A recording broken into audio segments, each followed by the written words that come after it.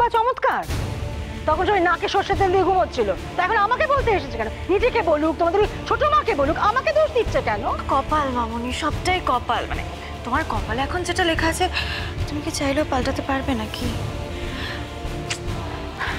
না গো মামনি, আমার কপাল অতটাও খারাপ না। ওই যে কথায় আছে না যে অনেক সময় অনেকের ক্ষতি করতে গিয়ে ভালো হয়ে যায়, আমার সেই অবস্থা। কি করে? আচ্ছা বাবা, উর্মিশ চ্যাটার্জি লোকটা ভালো, পয়সাও আছে, তো তাকে মানতে এত সমস্যা হচ্ছে কেন সবার? না না মামনি, তুমি ভুলে যাচ্ছ ওনার সাথে এবারের কি সম্পর্ক। ওর সাথে তো শত্রুতা ইন্দিরার জন্য। হ্যাঁ, ওই পুরোনো দিনের ভাব ভালোবাসা বিয়ে হতে হতে হয়নি। তোমার কি মনে হয় মামনি, সেটা কি যথেষ্ট রিজন না? বাবা, ইন্দিরা তো বাইরের লোক, এই বাড়ির তো কেউ না। বাইরের লোককে নিয়ে এত নাটক। সমস্যাটা অন্য জায়গায় তো। সমস্যাটা হচ্ছে যে ছোট মা তুনু গায়ে পা দিয়ে চলছে। তুনো মানে? এটা খুব সিম্পল মামনি। একদিকে উর্মিশ চ্যাটার্জি আর একদিকে কাকুমণি, দুজনকে খুশি করার চেষ্টা করছে।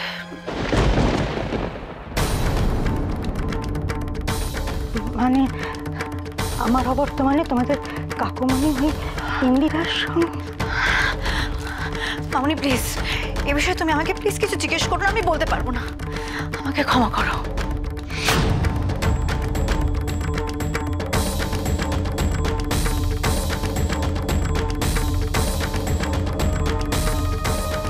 আমার কাজ হলো শুধু একটু খুঁজিয়ে দেবা।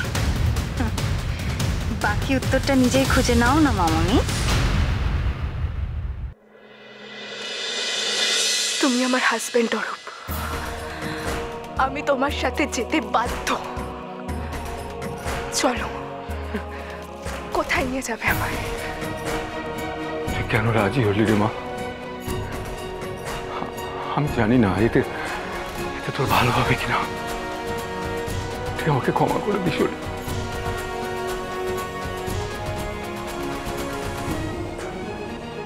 আপনাদের যদি আপত্তি না থাকে তাহলে আমি নিচে গিয়ে অলিকে পৌঁছে দিয়ে আসতে চাই। ইন্দু যে দৃঢ়তা দেখালো, আমি বাবা হয়ে সেটা দেখাতে পারলাম না। ইন্দু,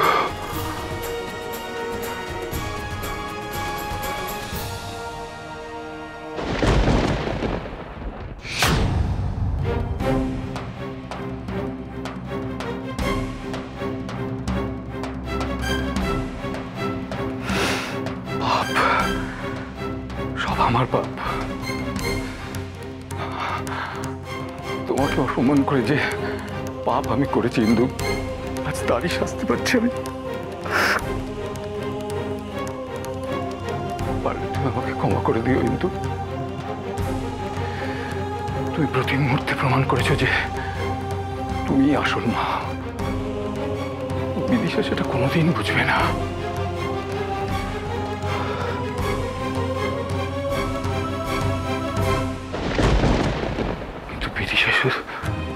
বিদিশা যদি সবটা বুঝতে পারে তাহলে তো পুরো সত্যটা জেনে যাবে। তখন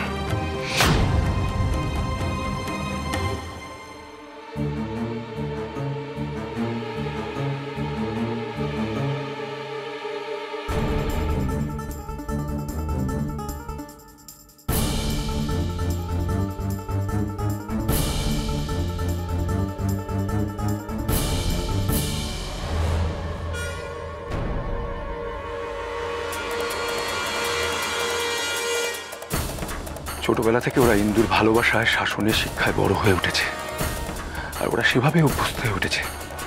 বাবা, ইন্দিরা থেকে ইন্দু?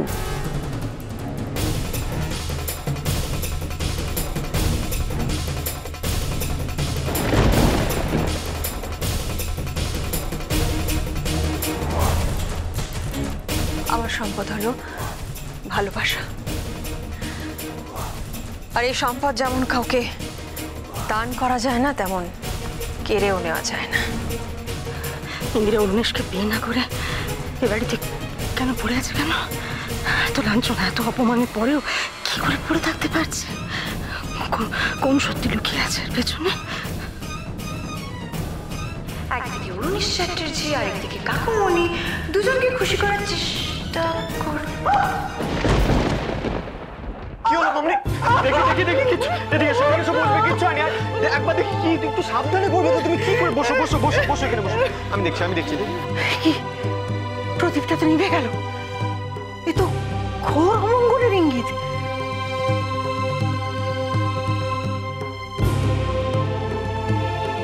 পুলিশ কোনো ক্ষতি হবে না তো?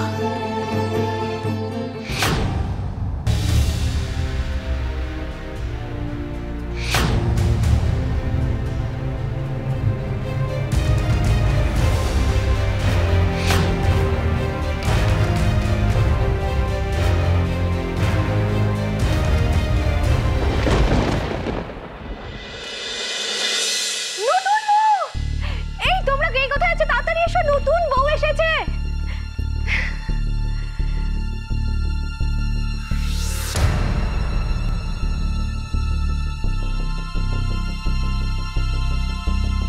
চলো দাঁড়াও।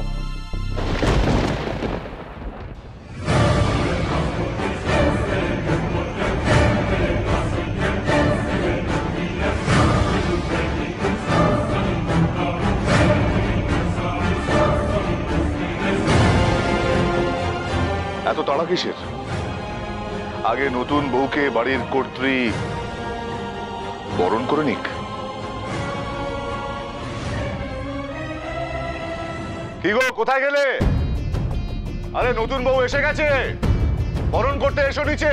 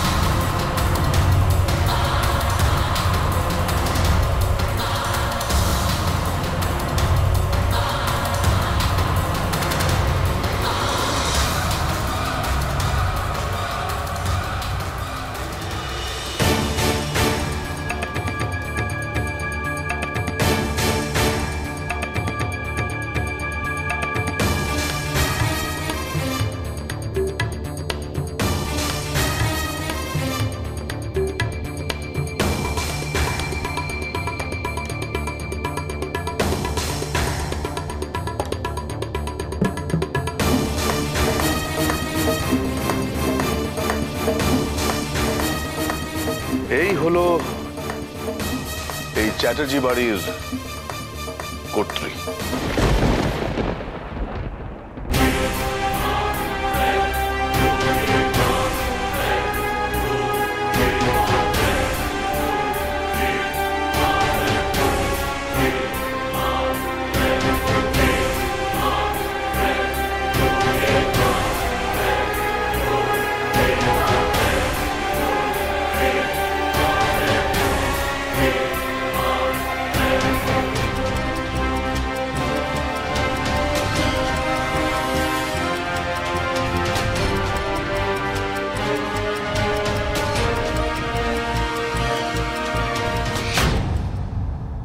তোমাকে বলেছিলাম না, এ বাড়িতে তোমার জন্য আরো বড় একটা চমক অপেক্ষা করে আছে। তোমার খেলা যেখানে এসে শেষ হয়, সেখান থেকে আমার খেলা শুরু হয়। আর তাছাড়া এখনো তো অনেক খেলা দেখা বাকি আছে তোমার। এখনো দাঁড়িয়ে আছো কেন? কি করার সেগুলো করো।